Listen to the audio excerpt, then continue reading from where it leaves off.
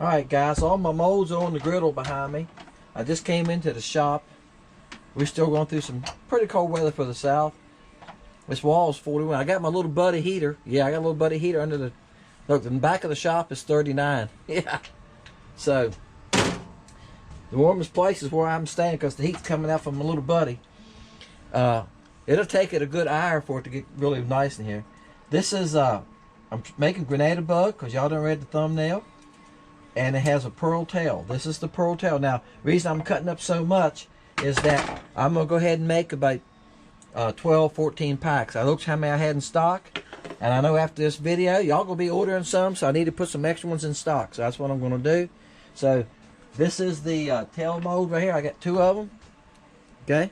So that's what we're going to do. We're going to heat this up. I'm going to heat up these 2 tail molds. I got a griddle behind me going with the molds on it. I'm going to throw these on there. So it's going to be probably 5 minutes before I'm ready.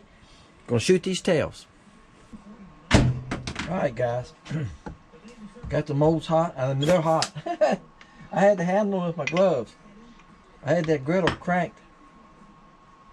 So there you go. And I got the plastic a little hotter than I usually shoot it. Now I'm going to shoot a couple rounds. So I'll get back to y'all when I'm done. I'm probably going to shoot. Each one of these does a mold.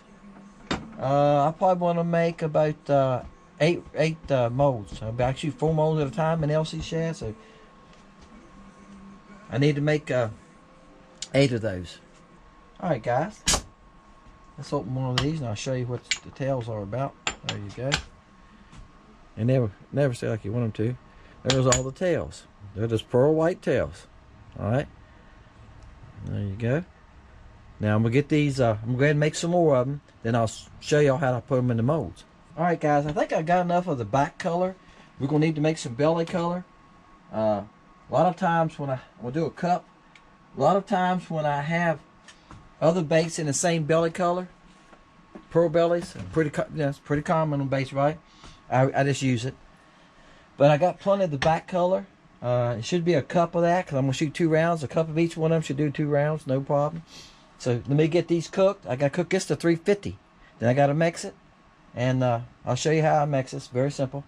And we'll vacuum chamber both of them. And we'll shoot the tails. Alright guys, I tried to get as close as I could here for y'all could see. What I do is I pull off one of these tails. And I've had these tails on a cookie sheet behind me. And I spray my spray on it. That's just canola oil, guys. A lot of y'all guys use worm oil, that's fine. But I'm telling you, I've been using that for years. And then my little bottle right here, it's vegetable oil. And I've been doing it for years. I've had no problem. I rub a little bit on the mold if I need it. But I spray some on my cookie sheet and I lay these in there. That way they get pre-oiled. And I get them straight. I make sure they're straight, laying on the cookie sheet while they're cooling. Pull them off. Already got oil in them. Makes them easy to slide around. Get them where I want them. See there? Put them right in place. I'm going to show y'all what I'm talking about. Alright, I'm going to do that to the front. Each one got to go in place like that. Make sure it's to the end right there. So yeah, it takes some time, doesn't it? See there? Yeah. When you're doing the tail colors, it takes up a little bit of time. These 2 I've already done while my plastic is cooking. I'm loading the molds. So I almost got the white ready. I'm going to show you how to mix that. Alright guys, try to get it where y'all can see. I know I'm stretching it out. Now I looked at my recipe. My recipe is 2 drops of white to a cup. Okay. So we're gonna do 2 drops of white. All right. Now it's a pinch. This is a pinch. These little little spoons. I got pinch, smidgen, and dash. It's a pinch of pearl powder. Okay. So I'm gonna pinch of pearl powder. All right. All right. Then it's a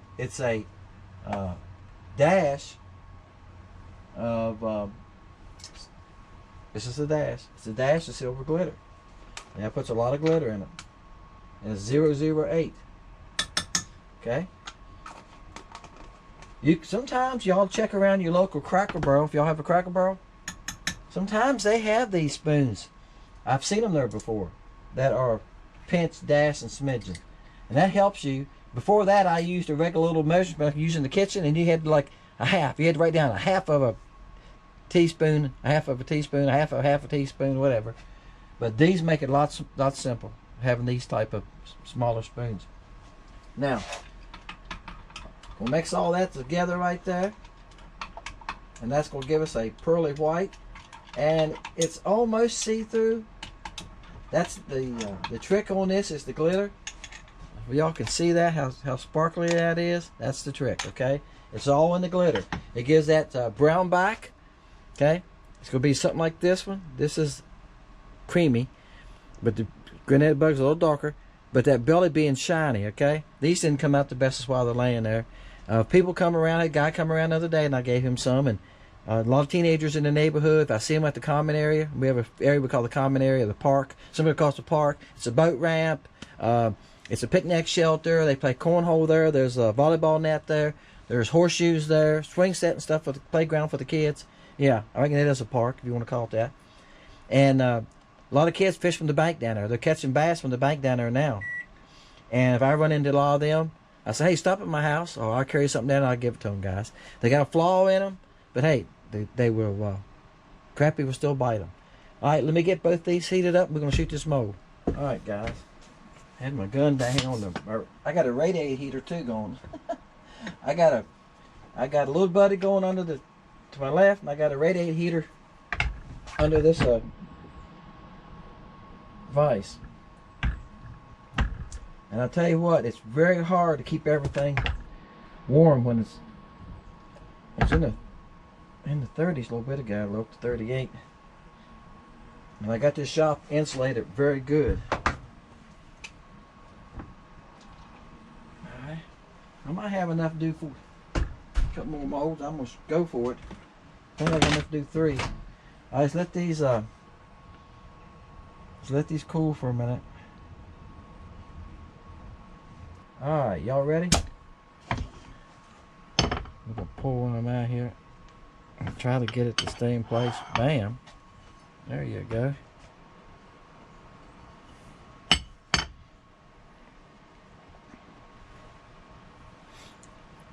What do you think? That belly's a pretty pearl. Not real dark. The tail's a little brighter. Kind of says, hey, eat me, take me. You ever notice fish in stained water? Now, I fished with this bait. Our water got a little dirty from the rain, and we're getting rain today. It's raining now. It's supposed to rain tomorrow, and it's supposed to snow again Wednesday and Thursday, as I said in the video. So our water's getting dirtier. Sam, Wildlife Adventures, was fishing dirty water the other day, and he was using creamy and Grenada bug.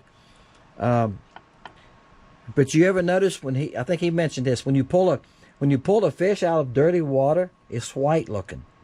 That's why this color, I think, works so well when the water's dirty. First of all, with the white tail, the tails get almost clear, don't they, on the crappie? Minnows and stuff do too, guys. Shad and stuff do too. They get that white look to them, and bait fish. So I think that helps it. And this brownish color shows up to them, that pearl belly. Yep. And the backing, I'm going to mention this. If you look at it at a distance, it has a little bit of a yellow tint to it. It's because I start off with yellow. It's lemon yellow, okay? Then I put pumpkin brown in it. A couple drops of pumpkin brown to give it the brown tint. So when I'm spinning it in my hand, I can see the yellowish tint. I know the camera's not doing it justice, but it is. So great bait for dirty water, for sure. And I reckon when they get close to it and see it, that old white tail just shows up and they think you got to have it, right? All right, guys, appreciate y'all watching. If you leave a number, please hit the like button, guys, and make sure you're subscribed. It's a subscriber giveaway. I know we picked up like 40 people the last couple of weeks, new people that are jumping in there. Appreciate y'all. You leave your number between 1 and 400. Make sure you're a subscriber. On Wednesday night after 5 p.m., I do a random number draw. I film that. I load that on Thursday. Okay, and I'm going to comment to you on Wednesday night if I don't forget, because I'm doing all this editing on Wednesday night too, right? After I make that video. Sometimes it's late. I go like, I didn't contact the winner. And sometimes it's the next morning before I do it. But if you come back and watch the video, you'll see that you won. And email me your address. If you won, my email is under Show More. If I contact you, I'm going to give you my email address. Okay, so no, it's not a secret. It's Blue Bass, BASS, 1954 Yeah, guys, I wasn't born in 1954. I'm a little younger than that. I had a 1954 Buick, two-door Buick, for years, an old car, and I sold it. Just gave up on old cars. I've had different old cars through times. I like old cars. And I bought that one, fixed it up, and sold it. Probably been 10 years ago now. 10, 11 years ago. No, it's probably been about 9 years ago, thinking about it. But anyway, that's where the 54 come from. Blue bass. I used to have. I played in a bluegrass band for years. That's right. I played bass. All right, there you go. That's where I come at my EMI, because some of you are going like. Some of you are probably thinking blue bass. No, it's blue bass. Duh. And that's how I came up with that. I played in a traveling bluegrass band for 10 years, I reckon, guys. Got out of that. Didn't do much fishing in that time either. We played 50, 60 shows a year, so we traveled a lot. So I want to get back into doing more fishing. I only fished here and there. Since then, I've been back getting to fish more. So that's my email address. I'll leave that to you. Send me your address. I will mail that to you on Friday if you get it to me on Thursday. The guy that won the past week, I done mailed it to him. It's on its way. That's right. The guy the week before that done got his. He done told me. He told me if you look, he made a comment under the winners this week. He said, "Hey, I got my baits. Thank you." I think he said, "Wow, I love them. I got my baits." So there you go. Appreciate everybody. This is a giveaway. This for subscribers. I'm trying to grow my Fishing Lake Country channel, and I'm trying to sell baits. Y'all know what I'm trying to do. I give you some. You get a chance to fish with them. See what you think of them. I get good comments on my baits. Guys, there's over 22 body shapes right now, over 80 colors. I've had guys tell me that they're tougher than other companies. I catch more fish on them. The videos I've made, I used the same bait the whole time. The video you're watching, go watch after this, I used the same bait the whole time. I bent my hook one time. I straightened it up and kept on going. But most time when I make a pour to catch, I use the same bait the whole time. Even a fun video, unless I break off. I did have a fish in this video break my line. And it was a 6-pound test. He hit and took off running, and my line just went limp. And it didn't look like it come untied. I think it was probably a toothy critter, because we have quite a few of those in here too. Appreciate y'all. See y'all next time, Fishing Lake Country. Oh, he's a baby. He's a small one. I thought he was bigger than that. His mark looked bigger than that. I moved my depth finder so much in and out. I had it on 80 feet, and I brought it into 40. And I seen these fish. See, so I seen somebody talking about that on a video the other day, and they said that if you want to tell what size your fish are, set your depth finder at 20 feet and maybe 30 feet, 40 feet out, and leave it alone. That's it. That way you get used to that size, and you see something, you know what it is. Guys, I change mine all the time, so I'm not worried about knowing exactly what size they are. I catch one, I'll find out. But I move mine all the time. I started off a little bit ago with 80 feet, right? And then I seen these feet, I fished, I shortened it to, I think it's on 50 feet now, then I cast it at them. So I said, let me catch one of them, I'll tell you how big they are. Y'all can see we had some rain. It rained for, let's see, 4 days. Yeah, 4 days and a half, I think, actually. And the sun came out today. It's the first time we've actually seen the sun. Water's 45 degrees, so it didn't change that much. It's about what it was last time I was out here. I'll probably go to the main lake and probably go to a few other creeks that might not be as dirty. This creek dirties up the easiest, the creek I live on. But I'm going to kick around and see if I can find some fish. I've seen a few scattered fish. And if I can't find it, we'll move. But let's see if we can find a few fish today. All right, guys, I've moved a little ways. Seen a lot of fish in schools. They won't pay any attention to me. That hadn't changed any. This is a good fish right here. I got 6-pound test on this rod. I'll flip them on up in here. The ones in the school will not pay any attention to me. Actually, the last school I was watching was over in here. And they're moving. They're constantly moving. I got the bait close to them, and they just got out of the way of it. I mean, they just split up.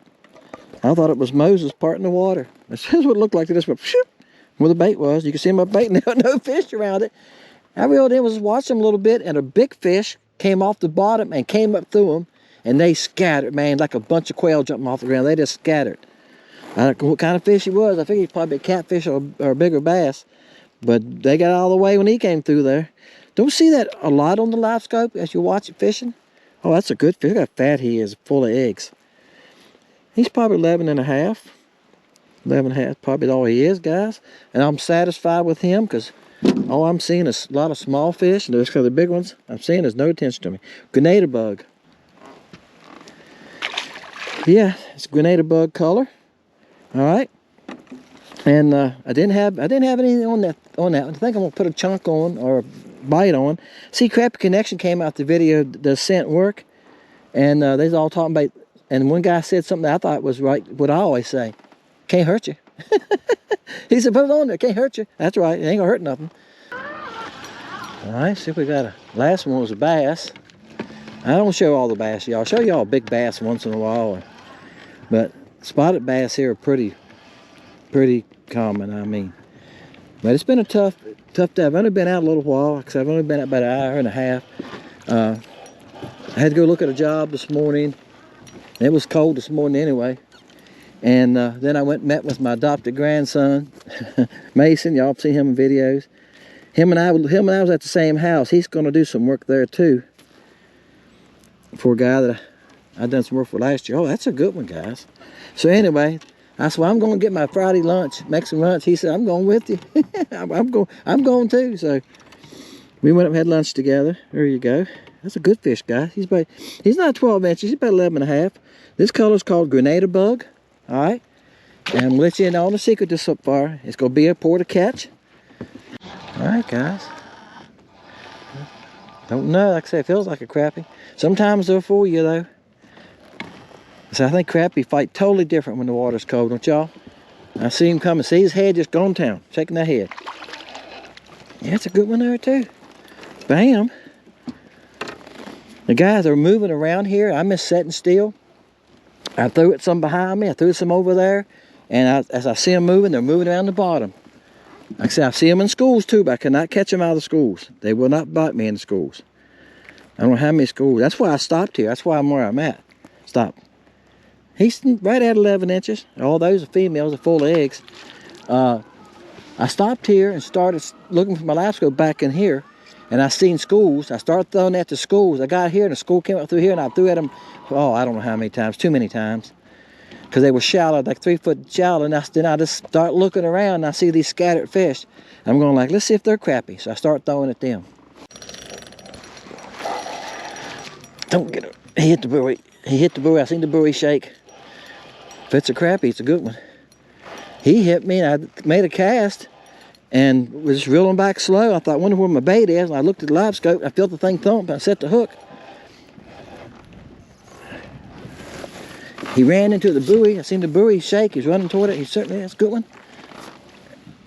Bam. Wow, that's a real good one. How'd I get him in? I don't know. I don't know how I got him out of the buoy rope. Wow. What do y'all think of that one? Alright guys, let's see how long he was. I stopped and took a picture of him. I put the hook right on his lip right there. He's 15 inches long. That's a good crappie, guys. And you know, on the Grenada bug, again, I'm just random casting. I didn't see him. Look at him in the sun. There you go.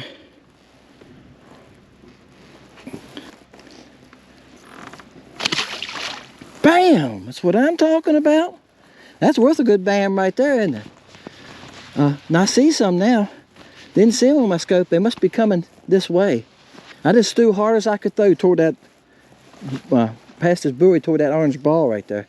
I just threw hard as I could throw. I was way over there.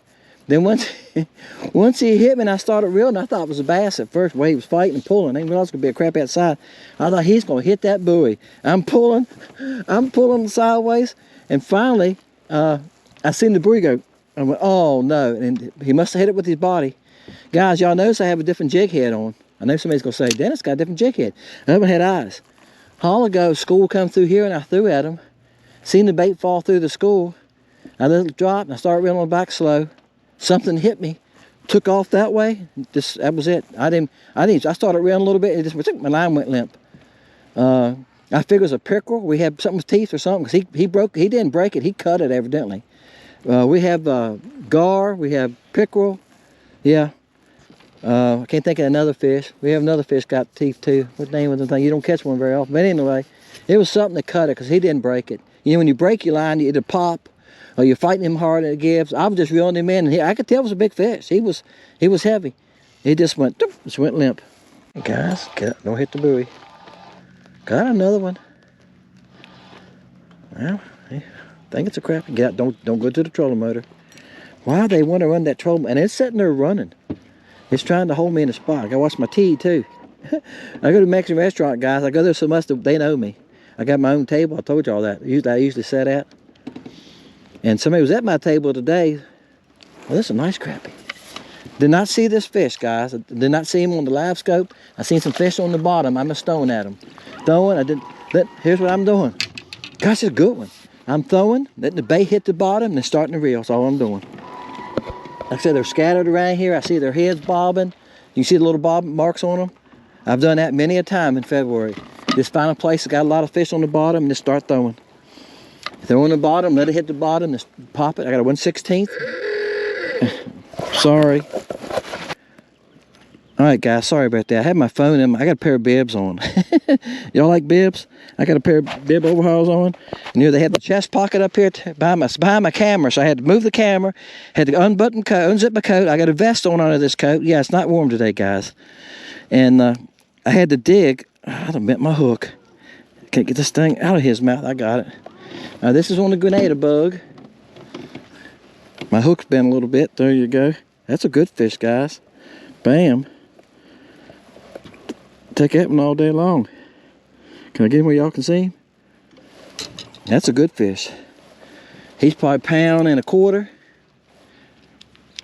He's over a pound.